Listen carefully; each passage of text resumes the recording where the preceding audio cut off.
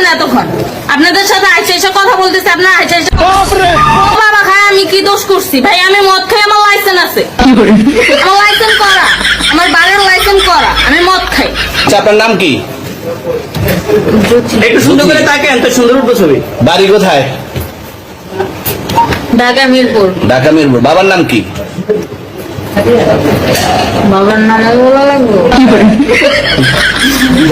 কি না বাবার নাম বলেন? রহমান। রহমান। মায়ের নাম?